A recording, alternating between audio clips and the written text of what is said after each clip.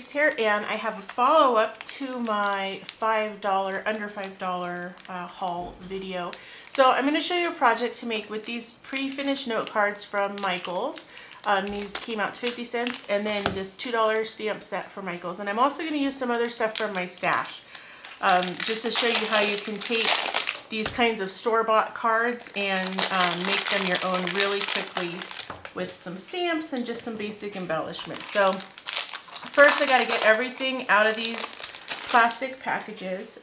Now, one thing to note is that square envelopes might cost you a little bit more to mail, so check with the post office before you mail them. It says additional postage required for those.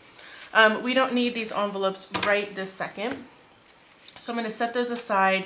And these actually have kind of a little bit of a matte finish, so I could possibly stamp right on the front of them, but we're going to do a couple different techniques with these.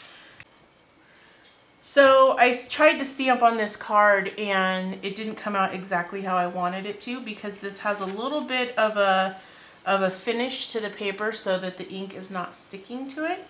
So what I'm going to do is just a very, very simple thing where I'll just stamp onto a circle.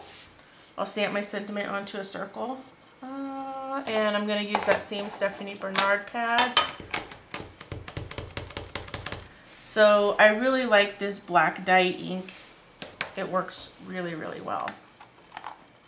And then to kind of dress up my little circle here, I am going to take a sponge dauber and make polka dots on it. So these are for blending. You can use them on the end of your finger to do blending and that kind of thing. But you can also use them to stamp little subtle polka dots. So that's what I am going to do. And let's see, where's the blue that I want to use?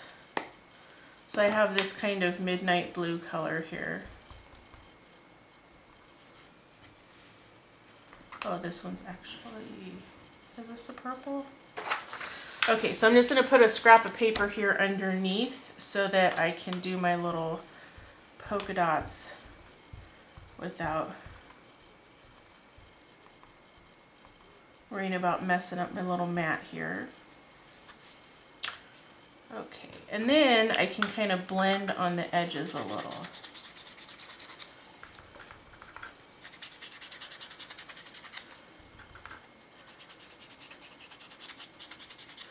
And I like the way that the polka dots look. They're kind of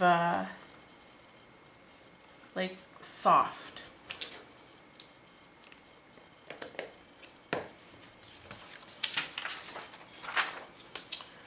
Okay, so I'm going to take this and I'm actually going to glue it down here on the bottom so that I can cover up my little boo-boo there.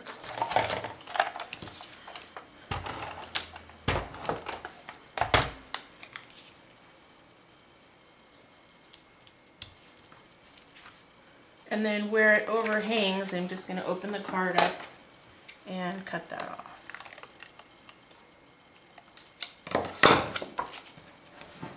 So really easy, simple card. So I'm going to use this mat. This is one of my mats that I call like my messy mat. And I'm just going to sand the edges with a sanding block. You can use sandpaper, a sanding block, an emery board, whatever you want.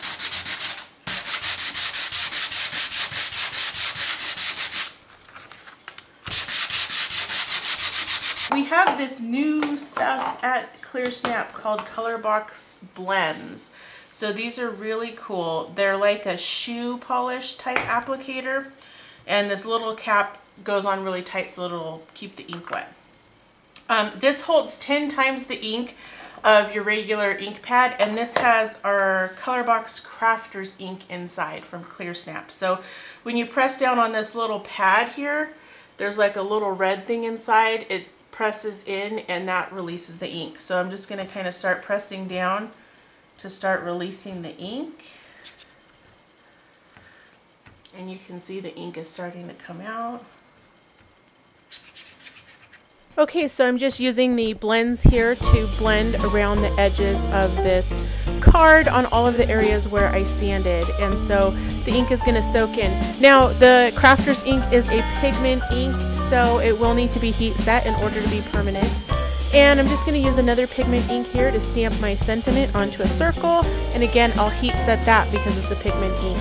Here I'm going to glue a little glittered circle down and then add my other circle layered on top with some foam squares from 3L scrapbook adhesives, and it just makes a simple card. Now next I'm going to use some dies that match some stamps with my Sizzix Big Shot to cut out the paper first, and then I'm going to stamp on it.